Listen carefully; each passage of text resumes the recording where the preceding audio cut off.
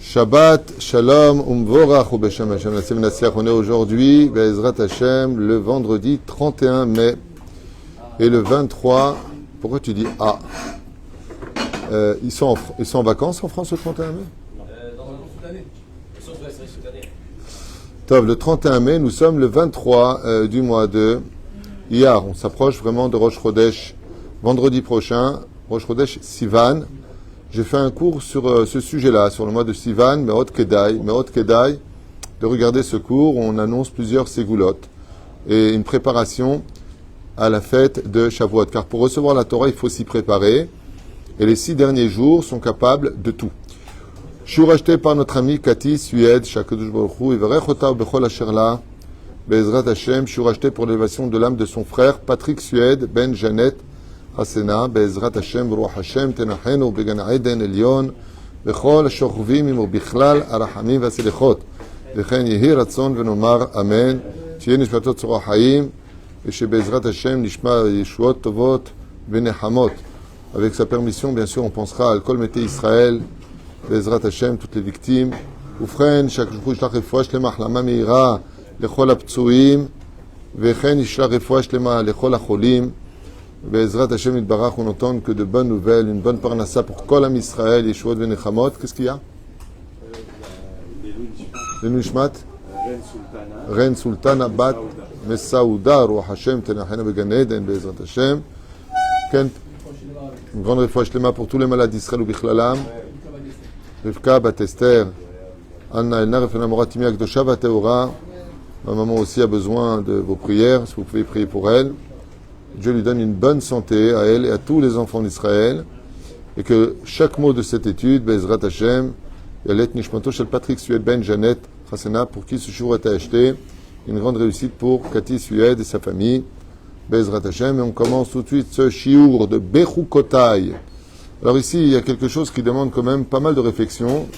Dans ce verset, d'une des parachiotes qui clôture, comme vous le savez, le livre de Vaïkra, 10e paracha, et on peut dire que c'est une des parachiotes les plus dures à écouter, puisque cette paracha met en garde que après que Dieu donne de l'amour au peuple d'Israël, il peut donner une autre forme d'amour aux enfants d'Israël, sous l'égide de la dureté, c'est-à-dire de la difficulté. Car effectivement, la nature de l'homme, c'est toujours de se rendre compte de ce qu'il avait quand il le perd. Je ne sais pas si vous comprenez ce que je suis en train de dire, mais on prend beaucoup de risques. Comme on est une énergie extrêmement puissante, l'âme d'un juif est extrêmement puissante. À l'intérieur d'un corps qui est réduit, qui est limité, l'âme du juif est illimitée. Elle est chelek elokam imal. Et cette faculté que nous avons quand elle est mal gérée, quand elle est mal cadrée, je dirais carrément quand elle est mal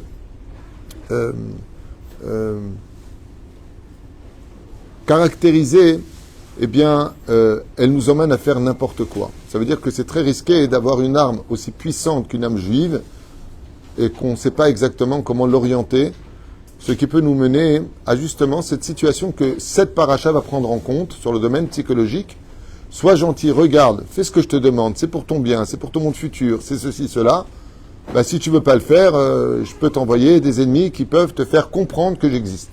Et que ce que je dis, il faut le faire. Et que, comme on a pu se rendre compte, malheureusement, qu'on ait eu besoin du 7 octobre, sans avoir besoin de ce jour terrible, pour comprendre qu'on était tous juifs, qu'on n'était qu'un peuple, qu'il y a plein de gens qui ont pris la tsniout sur eux, il y a des gens qui ont pris la pudeur sur eux, plein de gens qui ont remis les tefilines, plein de gens qui ont remis le tzitzit, plein de gens qui ont repris sur le Shabbat.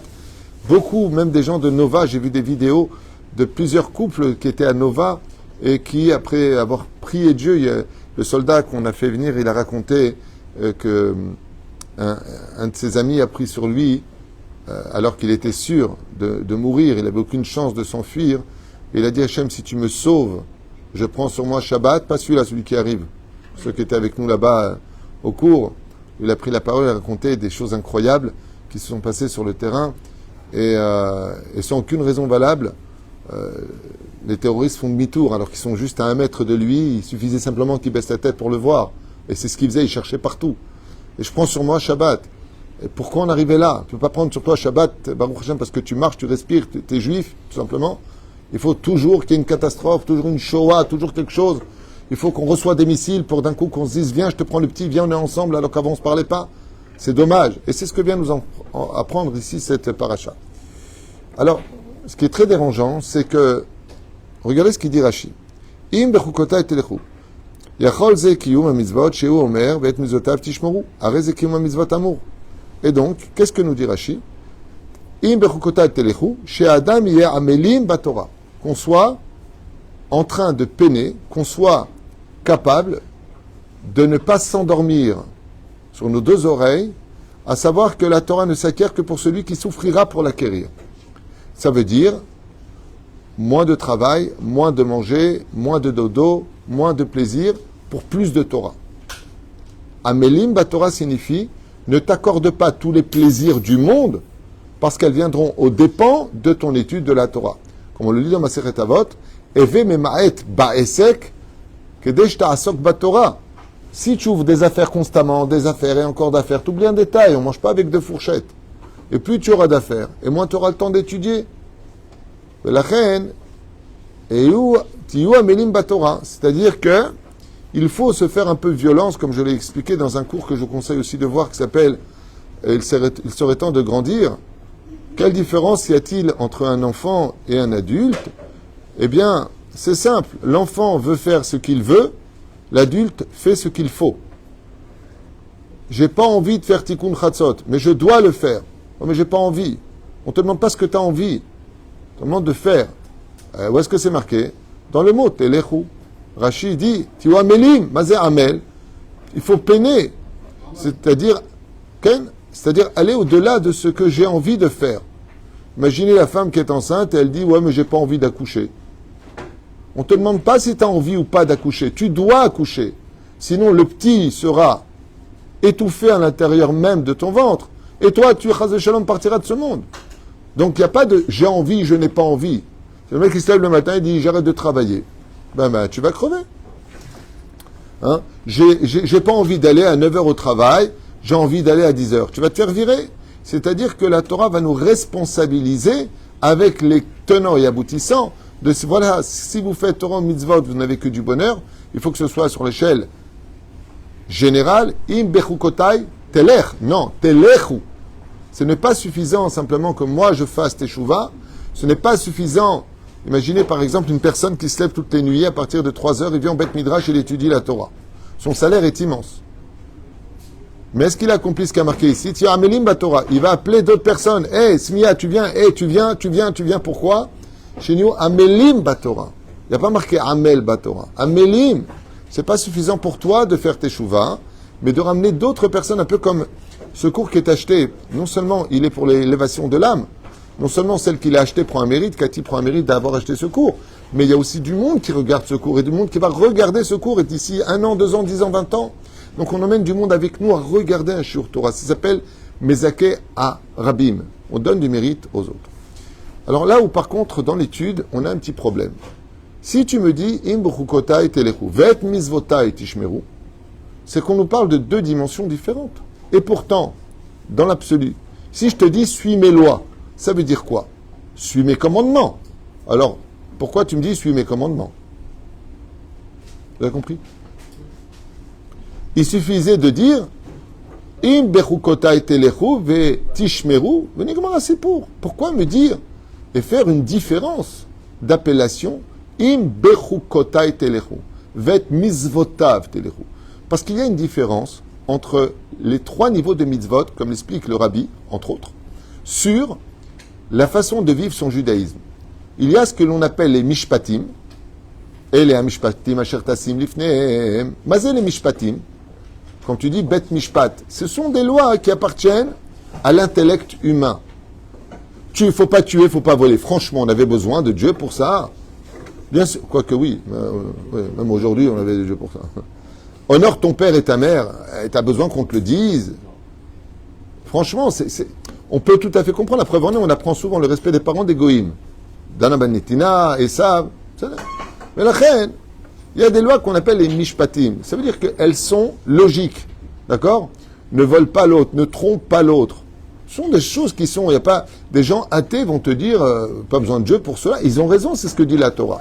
Il y a des lois qui appartiennent à l'intellect. Il y a des lois, par contre, que notre intellect peut comprendre, peut analyser, mais que si Dieu ne nous les avait pas données, eh bien, on ne les aurait jamais fait, parce qu'elles sont divines et spirituelles. Comme par exemple, la mezouza. Pourquoi mettez-vous des mezouzotes? Eh bien, parce que quand on est sorti du pays d'Égypte, Dieu nous a dit ceci, cela, vous mettrez du son sur les frottons, ça protège. Shomer Datol d'Israël. On a plein d'explications à donner. Il y a des mitzvot, Behemet, qui sont explicables. On peut les comprendre. Et il y a des mitzvot qui, elles, par contre, sont non seulement divines, mais de qui plus est, n'ont pas d'explication rationnelle. L'esprit humain ne peut pas pénétrer l'univers de la compréhension et de la définition de ces mitzvot, comme la vache rousse, le lait et la viande, le sha'atnez, le chanazah derer. Il y a des mitzvot dans la Torah où on te dit, oh, Azov, cherche pas à comprendre. Fais parce que tu ne peux pas comprendre. Et ici, on a, maintenant qu'on a cette explication, un dévoilement. Im bechukota et telechu. Si vous pratiquez les mitzvot que même votre intellect ne peut pas comprendre. Et pourquoi? Parce que quand on continue la suite, quand on voit le salaire qui est donné ici et la punition qui est donnée ici, elles sont toutes rationnelles. Vous aurez des enfants, vous aurez une bonne parnassa, vous dormirez tranquille, l'épée ne passera pas par votre territoire, je vous surveillerai, vous serez heureux. Bon, ben d'accord, tout ça je comprends, je sais ce que c'est être heureux. Et si vous ne faites pas ce qu'il faut, typhus, méningite, cancer, Hashem Ishmor Virachem, on vous prendra vos enfants et tout ce que vous allez semer, les ennemis le prendront, vous allez mettre ceci, vous perdrez. Ouais, ça va. Mais on comprend, on sait ce que c'est. N'importe quelle personne qui a un peu de cerveau comprend le domaine rationnel. Alors ici, nous avons un clin d'œil qui est extraordinaire et qui vient nous dire Im bechukota et telechu. Le principal, c'est d'aller selon mes chukim. Pourquoi? Parce que ce qui peut empêcher un homme de suivre sa émouna, qui en général, la émouna n'intervient qu'à quel degré? Ma émouna, même si on a fait beaucoup de cours sur la émouna, je vous mets une parenthèse. Il y a 3 niveaux d'émouna différents. Il y en a 3.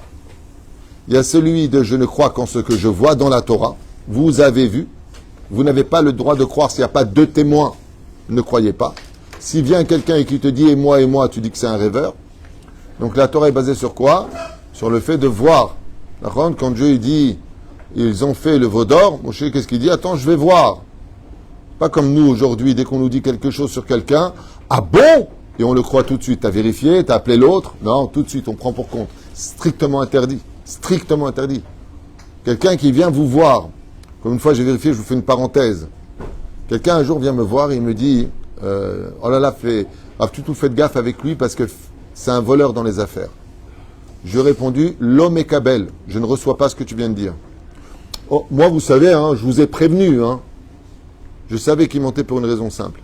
Il n'avait aucun intérêt de me le dire. Je ne comptais pas faire d'affaires avec. Mais comme il y a marqué Kol aposel, bemum oposel. Celui qui voit le mal chez les autres, il l'a en lui. J'ai quand même été voir cette personne, juste 2 jours plus tard, Mina Shamaim, sous les arcades, je le rencontre. Et je lui dis, moi, comment ça va dans les affaires et tout ça? Il m'a dit, j'ai eu un procès avec quelqu'un, il m'explique, et il me montre, Mina Shamaim, sur son portable, les messages. Il te barère que celui qui m'a dit, fais gaffe, c'est un voleur, c'était lui le voleur. Et il y a eu un beddin, il n'a pas voulu y aller, celui qui l'a traité de voleur. Déjà, rien que ça, c'est un signe que cette personne est une pourriture. Non seulement tu dis du mal de l'autre, mais tu parles de toi, comme les pervers narcissiques. Ils te définissent tout ce que sont les autres à travers leur propre identité. Et nous, qu'est-ce qu'on fait? Ah bon? Ouh là là, t'as vu ce qu'il a dit? Kadosh Baruch Hu, il nous dit, fais très attention. Ton intellect, il peut appartenir au monde des mitzvot. Mais ce qui va te faire tomber dans ce monde, c'est là où tu comprends pas. Et là où tu comprends pas, tu vas essayer d'analyser. Et comme tu vas dire je comprends pas, là tu peux tomber. Où est-ce que tu apprends que tu peux tomber? Telechu. Mazé telech. En hébreu, ça veut dire quoi telechu? Vous marcherez, vous irez. Mais quand tu tombes, tu peux plus avancer. De peur que tu tombes, là où le Yetzirah va t'attendre, c'est quand tu diras, voilà, je fais Shabbat, à quoi ça me sert? Voilà, je mets les tefilines tous les jours, qu'est-ce que j'y gagne? Voilà, j'ai mis de la tzedaka, j'ai pas dosé en ce moment. Voilà, j'ai donné du maaser. Voilà, et voilà. Je comprends pas, on nous a dit de faire l'Alia, c'est le pays du lait et du miel, qu'est-ce que je galère? Oh!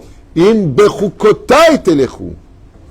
La condition du bonheur, c'est quand tu annihiles totalement ta réflexion et ton cerveau.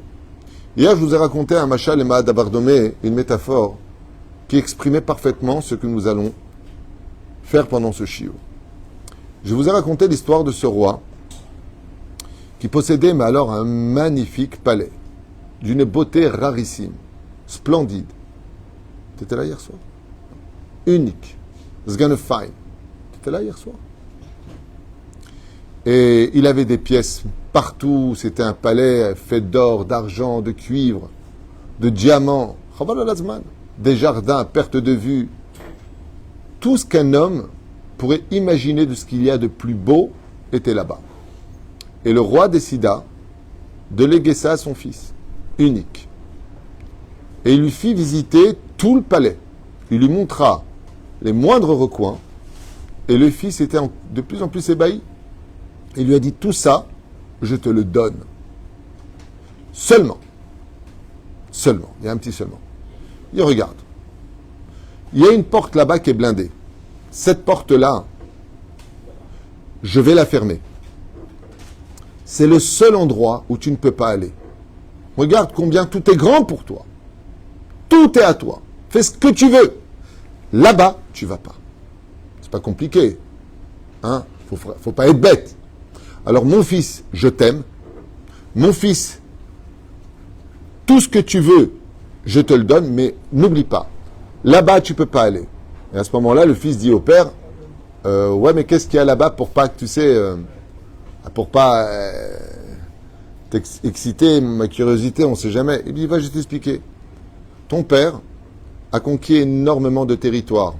Et j'ai ramené des animaux les plus dangereux de la jungle, je les ai amenés là-bas. Il y a des serpents, des aspics, il y a des lions, il y a des tigres. Ils sont tous rangés, ils sont tous répertoriés, ils sont dans des cages. Et si tu descends là-bas, le problème, c'est que pour ne pas que quelqu'un y aille, j'ai piégé les escaliers, les murs, les portes. Ce qui fait qu'en ouvrant une mauvaise porte, si tu ne connais pas le code, en appuyant sur une mauvaise dalle, si tu ne sais pas où est-ce qu'elle est, ne serait-ce qu'une pierre dans le mur, ça va déclencher l'ouverture d'une des cages. Et Chazve Shalom va savoir quel terrible animal pourra sortir et mettre fin à ta vie. Donc comme je ne veux pas que tu meurs, je te demande une chose. Tout ça, c'est à toi. Cette porte, oublie-la.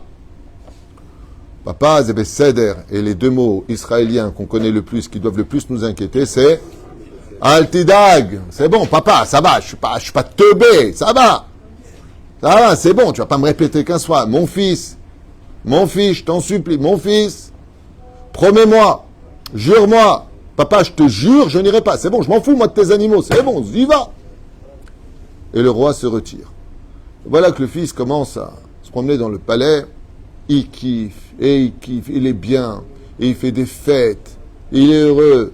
À Kol Tov Yafé. Voilà qu'à un moment ou à un autre, il se met à chercher la clé. La clé pour ouvrir. Et il essaye. Et il essaye. Et il essaye. Blissof. Jusqu'au moment où il entend tac tac et ça s'ouvre. Et là il ouvre la porte. Effectivement il voit des escaliers un peu bizarres, un peu larges. Et il commence à descendre. Il dit bon ça va, j'ai descendu une marche, il se passe rien. Il regarde le mur pour voir s'il y a quelque chose à porter juste derrière. Il descend une deuxième marche, il voit qu'il n'y a rien. Il descend une troisième marche, il voit qu'il n'y a rien. Et bon c'est bon, il se passe rien. Ça va, comme il se passe rien, bah il se passe rien. Hein, il regarde le plafond, il regarde à droite, à gauche. Il dit, tant qu'il ne se passe rien, j'y vais. De toute façon, ils sont dans des cages, ils ne peuvent pas m'attaquer. Et puis il dit, en fin de compte, mon père, il m'a donné ce palais. Eh bien, avec tout ce qui compte dedans, ce qu'il a dit, c'est à moi. Et voilà qu'il redescend encore une marche.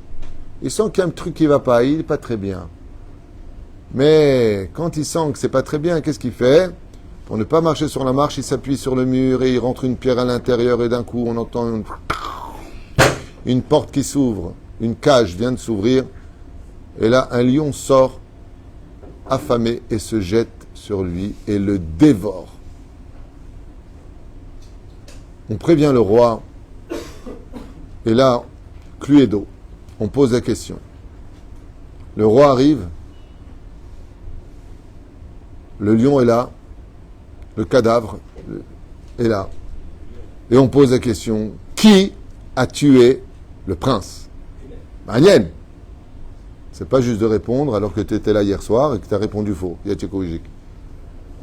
Qui a tué. Alors, cher ami, qui a tué le prince? Lui-même. Et toi? Non, il n'y a pas d'Esra dans l'histoire. Lui-même et toi? Hein? Il réfléchit. Le lion? Hier, ils ont tous répondu le lion. Hier soir, quand j'ai parlé de ce cours brièvement, ils ont tous dit, il y a même un gosse qui a dit, bah, c'est le lion, quoi, vous l'avez dit. Et il y en a 3 qui ont dit hier, c'est le roi.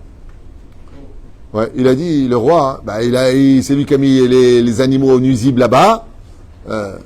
Alors, je lui dis, si vous partez de ce principe fondamental, ça veut dire que tout père qui prête une voiture à son fils, arrive quoi que ce soit, c'est la faute du père, parce qu'il a prêté sa voiture et qu'il a dit à son fils, ne roule pas de façon où fraisette, fais attention. Ça veut dire que quoi? Tu prêtes ta maison à ton fils et qu'il se passe un incendie, donc c'est de ta faute? Non. Bien sûr, de façon absolument évidente, que le seul responsable, c'est le prince. Et c'est pour cela que dans le Talmud, nous avons souvent cette connotation qui revient à maintes reprises, mitrayev benafsho. Mazé mitrayev benafsho. On te dit, tu mets qui fait le saut à l'élastique, ouais, et il saute sans élastique. Qui l'a tué? L'élastique. Non. Il s'est tué. On te dit ne va pas. Ok? On te dit ne saute pas sans parachute. Ne va pas dans tel endroit. Je me rappelle quand j'étais enfant, il y avait des maîtres chiens devant le Bataclan, devant le Palais Bergère. Et je me rappelle que les maîtres chiens disaient toujours, tu peux t'approcher jusqu'à 1 mètre de lui. Plus d'1 mètre, c'est son territoire, il est dressé pour ça, il peut t'attaquer. Alors je lui dis, mais mets une muselière.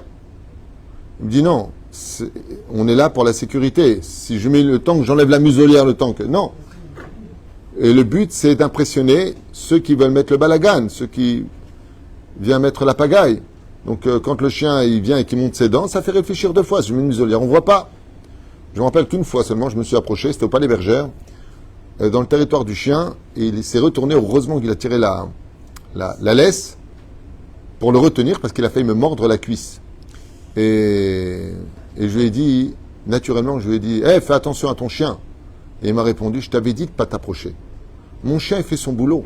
Le lion, quand il est sorti de la cage, il voit de la bonne chair, Khalak Bet Yosef. Il dit, attends, mais moi je suis un lion, tu vas pas me reprocher d'être un lion quand même. Allô? Ma bouffe, c'est la viande. Donc je te mange. Qu'est-ce que tu fous là? C'est mon territoire. À partir du moment où le lion est sorti, il a vécu son territoire. Le roi, il l'a mis en garde. Qui est l'abruti qui est parti là-bas? Lui. Cette métaphore de nos sages est très très forte. Elles disent tout ça pourquoi? Parce qu'il a commencé à réfléchir. Qui est ce roi? C'est Dieu. Qui est ce palais magnifique et ces jardins? C'est la terre. Qui est le prince unique? Chaque juif. Dieu s'adresse à nous ici. Vous êtes tous uniques. Lachem anumer lachem. J'ai créé un monde. Ve'el haaretz Nathan livne Adam. Je vous ai donné la terre. La terre, elle est belle. La terre est magnifique. Prenez-la. Je vous ai donné un pays, le pays d'Israël. C'est à vous. Mais attention. Il y a des portes. Faut pas aller là-bas. Parce que si tu vas là-bas, il y a un serpent qui peut se libérer. Il y a un tigre. Il y a une panthère. Il y a des araignées. Il y a des scorpions. Fais attention. Ne va pas là-bas. N'ouvre pas la porte de mes halal Shabbat. Que je mange pas cachère. Que quand je vais rencontrer une fille pour me marier, soi-disant, alors je lui fais la bise. Assour! Qu'est-ce que tu fais? Où tu vas? Allô? N'ouvre pas cette porte. Mais la reine commence cette paracha avec un clin d'œil énorme. Où elle te dit, avant de commencer à lire cette paracha et de te dire si c'est juste, c'est pas juste, c'est trop dur, c'est pas trop dur, c'est pas bien, ça me convient pas. On te dit, in berchukota et telechu. Si tu suis mes préceptes, mes lois, en annihilant ton cerveau, parce que qu'est-ce qui a réellement tué le prince dans cette métaphore? C'est son intellect. Il a réfléchi. Qu'est-ce qui peut m'arriver? Vous vous rappelez ce qu'on a dit? Il a descendu une mâche, il s'est rien paraissé. Qu'est-ce qui se passe? Tu fais une avéra, mais il se passe rien. Dieu, il attend que tu fasses chouva. Tu redescends encore une marche, encore la même avéra. Bon, bah, ça va, il se passe rien. Tu fais une 3e avéra, bah, ça va, il se passe rien. Bah, baba. N'oublie pas qu'à un moment, il y a le déluge. À un moment, il y a Sodome et Gomorrhe qui est exterminé. À un moment, il y a des moments où dans la vie, Dieu met les points. C'est pas parce qu'il te laisse, comme à l'image des parents qui éduquent les enfants à l'époque. Je me rappelle, nos parents nous disaient, allez, je compte jusqu'à 3, va dans ton lit. 1, 2 et on partait. Aujourd'hui, il faut dire je compte jusqu'à 100. C'est même pas toi qui le dis, c'est le gosse qui te le dit. Papa, va dans ton lit. 1. À four. Et la reine qui est toute misée, en résultant de cela, cette paracha de Bechukotai vient nous mettre en garde sur un des pires ennemis de l'homme qui le fait le plus tomber et dont on a le plus besoin. C'est qu'on a besoin de notre intellect pour comprendre la Torah, les avin et la Torah. On a besoin de comprendre les situations, de juger les situations avec les 2 sons de cloche, où des fois on fait le contraire, on te dit n'importe quoi sur une personne, tu le prends pour acquis et tu l'as déjà condamné alors que c'est faux. T'as même pas vérifié, t'as pas appelé, t'as rien fait. Comme quoi que c'est tellement facile de salir quelqu'un. Tellement facile de dire n'importe quoi sur n'importe qui, de telle façon à ce que toutes les étiquettes du monde soient posées sur lui. C'est fou. Ça marche tellement bien qu'on appelle ça aujourd'hui la pub. Ils prennent des mecs, des influenceurs, vous n'allez pas me croire. Ce que je vais vous dire, vous n'allez pas me croire. Ce qu'il y a de bien, c'est que s'il y a une opération du cerveau, ils ne trouveront rien, ces gens-là. Ça s'appelle des influenceurs. Alors je vous explique. C'est quoi un influenceur? C'est quelqu'un, ce qui paraît, qui a des millions d'abonnés. Ok? Et on lui dit, tiens, regarde, porte cette montre pourrie qui vaut absolument rien, que le mec qui est influenceur, il la trouve vraiment moche. C'est-à-dire, lui, quand il voit la montre, il dit, mais qu'est-ce qu'elle est moche? Mais il n'a rien à faire, il est payé. Donc il prend sa montre, il dit, voilà, alors ça c'est la montre. Mais tous les acteurs aimeraient la posséder. Vous vous rendez même pas compte. Elle donne l'heure. Et t'as tous les teubés, waouh, qu'est-ce qu'elle est belle, sa montre. Attends, je vais l'acheter. Je me rappelle qu'une fois, je vous racontais, j'avais un ami, je lui ai demandé, enfin un ami, une connaissance, pardon, comment il était devenu très riche à Los Angeles. Il m'a dit avec une casquette. Je fais qu'une casquette. T'es devenu multimillionnaire avec une casquette. Il m'a dit, ouais, j'ai eu de la chance. Je venais de créer à Downtown une casquette, toute simple, avec mon logo. C'était ma première casquette.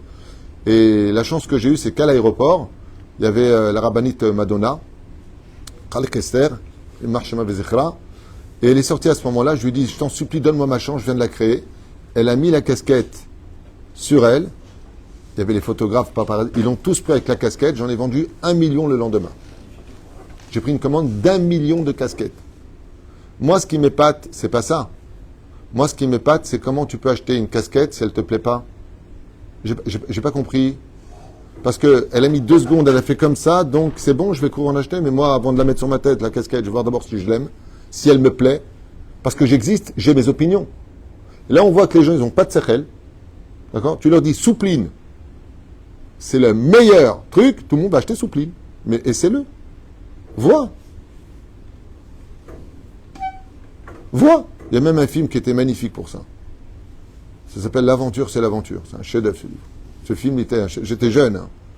Le mec, il arrive comme ça, il dit faut voter pour moi. Et l'autre dit attends, laisse-moi parler un petit peu. J'ai une Mercedes et tout le monde. Ouais. C'est quel rapport? Ouais. Vous n'allez pas me croire. Il y a même dans le monde. Il y a un qui crie à mort les juifs et les autres. Ouais. Demain, il va dire vive les juifs. Ouais. Vous avez vu ce qui s'est passé aux États-Unis? Il y a un mec. Vous avez vu cette vidéo?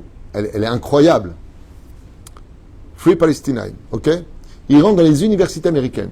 Incroyable. Et il parle du conflit israélo-palestinien et il pose des questions. Alors il dit, expliquez-moi. Pareil, il pose des questions simples. Questions simples. À propos du fleuve qui entoure Israël, la mer, parce que c'est un conflit par rapport à ça. Comment ça s'appelle? Je sais pas. Ah, je sais même pas. Il y en a une qui dit, je savais même pas qu'il y avait ça. Alors pourquoi tu manifestes? Ils sont au courant de rien.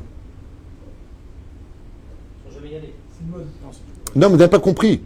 Il y a à peu près 17 personnes qui l'interrogent dans cette vidéo et il leur dit fausse réponse. Il leur montre la bonne réponse. Ah bon? Ah bon? Alors il leur dit pourquoi tu manifestes?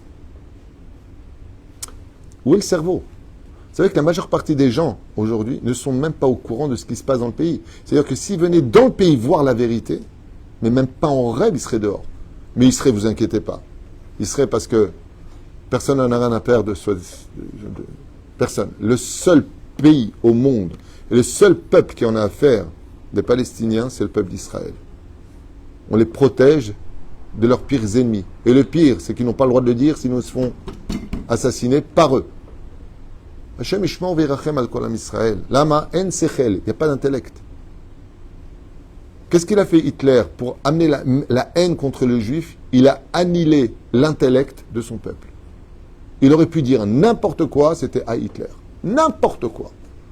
il aurait dit le lendemain, les Juifs, faut pas qu'ils quittent le pays, ouais, faut les tuer, ouais, on les aime, ouais, teubé. Des gens bêtes, qui réfléchissent même pas, qui posent même pas de questions, qui vérifient absolument rien. Ils reçoivent, vous n'allez pas me croire, ils reçoivent des informations du Hamas, organisation terroriste numéro 1 reconnue jusqu'au 7 octobre. Ouais. Ils reçoivent leurs informations. Mais pour vous donner un exemple concret, hein. Non, mais pour vous dire, c'est en rapport avec la paracha. Quand le missile a été envoyé dans l'hôpital, là, voilà, 1 heure plus tard, ils ont annoncé 1000 morts et des centaines de blessés. Oui, les enfants, tu te rappelles? Et dans toutes les informations, Israël assassin, Israël, vous allez voir, Israël. Manque de peau pour eux, il y avait juste un drone qui filmait. Midbarer que ce missile, c'est le Hamas qui l'a envoyé. Et il est tombé dans le parking sur une voiture. Il n'y a pas eu un mort. Il y a eu juste 10 morts autour, qui étaient justement les soldats du Hamas. Et tu vois le missile faire ça. Il y a des chaînes qui ont rappelé en disant et des informations. Il y en a eu 2. Le reste, ils ont laissé tel quel. Le mal est fait. Et pour vous dire à quel point les commissions d'enquête n'intéressent personne. Par exemple, le cas de Bibi Netanyahou qui est condamné par, je sais pas qui, là, un truc. Je sais pas, une cour. Je sais pas, une cour qui a décidé de juger le monde. On va appeler ça comme ça. Peu importe. Mais excusez-moi, mais pour juger et condamner comme étant crime de guerre, il faut que le principal intéressé soit présent pour se défendre. C'est dans toutes les constitutions, non? Il n'est pas là. Quand Trump a été condamné pour l'histoire de comment ça s'appelle là? Le Capitole, ben, il était présent. Il a pu se défendre avec des avocats. Il a expliqué. La preuve en est. Il n'est pas éligible. Il se représente. Vous voyez? Il était présent. Là, Bibi devait parler aux informations TF1. Au nom de la démocratie, la gauche est venue. Comment s'appellent les invincibles, là? Comment ça s'appelle? Les insoumis. Non. Ils menacent physiquement et de boycotter la chaîne. Je ne sais pas si vous comprenez. Au nom de la démocratie. Ça s'appelle de la dictature. Mais ça, c'est pour ceux qui ont un peu d'intellectuel, un peu de cerveau. Ceux qui ont un peu de cerveau. Ce qu'on voit, en tout cas, c'est que la violence, ben ça marche. Le boycott, ça marche. C'est ce qu'on voit. Akadosh ici, il nous met en garde. Dans la vie, il faut avoir un intellect. Vet misvotav tishmeru. Vous avez le droit de comprendre ma Torah. Mais s'il arrive des choses que vous ne comprenez pas, alors continuez à avancer. Et je finirai avec une phrase. À quel moment on revoit cela, mais pas dans les mêmes mots? À quel moment de l'histoire le peuple d'Israël se retrouve face à un intellect qui ne peut plus fonctionner? Bonne réponse, excellente réponse. On est face à la mer Rouge. Il n'y a pas où aller. À gauche et à droite, le désert. Hostile et meurtrier. Derrière nous, Pharaon avec 600 chars armés jusqu'aux dents. Les enfants d'Israël n'arrivent plus à réfléchir. Et Dieu leur dit, Daber el Bene Israël veissaou. Dis-leur qu'ils avancent. Vezar remez im bechukotai telechu. Et mizotav tishmeru. Même si le monde est contre vous, même si vous ne voyez pas les avantages de faire la Torah et les mitzvot, même si la majeure partie des gens ne sont pas encore Shomer Shabbat, même si vous, en travaillant dans l'honnêteté, vous gagnez moins que celui qui travaille dans le vol, ou dans l'arnaque, chas v'shalom, telechu. Arrêtez de réfléchir pour cela. Parce qu'en cela se trouve la plus grande intelligence, celle de la crainte du ciel. Chez Nehemar, dans le 11e Télim, 10e verset, Reshit Chochma Irat Hashem. Le réel début de l'intellect et de l'intelligence d'un homme, c'est la crainte du ciel. Je ne fais pas les choses parce que j'en attends le salaire ou que j'en crains sa punition, même si ça existe. Je fais uniquement les choses parce que la première condition, c'est Naase Venishma. Mazé Naase, nous ferons, et ensuite, nous comprendrons. Et c'est pour cela que nous reprenons ici le verset, Naase Venishma, Bechukotai Vemizvotai. Tu peux comprendre, mais d'abord fais ce que je te demande.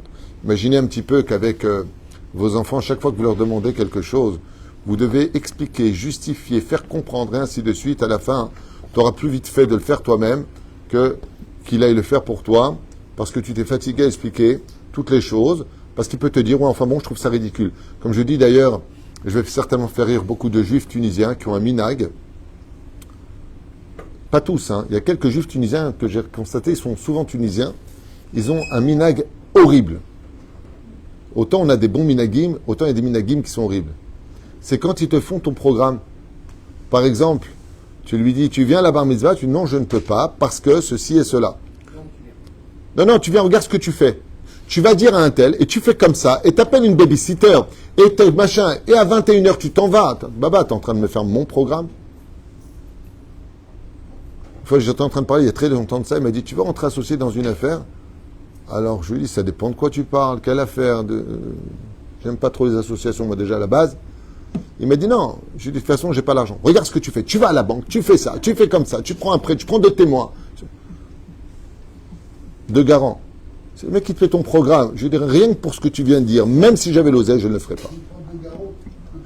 Tu peux donner des... Il y a une différence entre donner des conseils et faire le programme des autres. C'est fou. Là, tu lui as dit, vous venez, on va à la mer morte. Il lui a dit, non, je peux pas parce que je peux pas partir sans tous mes enfants. Bah écoute, toi, tu viens avec moi et vous regardez la Tahana Merkazit. Vous allez, vous prenez le bus hein, et moi, je viens vous récupérer. Je peux proposer des idées, mais de faire le programme, les enfants, ils ont répondu, on n'aime pas ton programme. Fais-le pour tes gosses. Prends-nous, toi, on va faire le programme. Tu dis à tes gosses qu'eux, ils prennent le bus pour aller à la Mamélach. Nous, on prend leur place dans la voiture, comme ça, on est avec notre père et avec toi. Qu'est-ce que tu en penses? Il leur a dit, j'aime pas votre programme. Eh ben, tu vois, c'est pareil. En Bretagne, celui qui veut réussir, surtout dans cette génération, où la Emouna sera ébranlée au summum d'un tremblement de terre, où est-ce qu'on va, qu'est-ce qu'on va devenir financièrement, sécuritairement, et où tout ce qui se passe, c'est tel, on n'a même plus macoré. Tu veux réussir dans la vie, arrête de penser. Sois un bon juif et avance jusqu'à ce que Bezrat Hashem, tu rencontres tes mitzvot, Be'emet, Va'asitem otam, Va'astire venatati shalom ba'aretz. Baruch Adonai l'olam, amen, amen.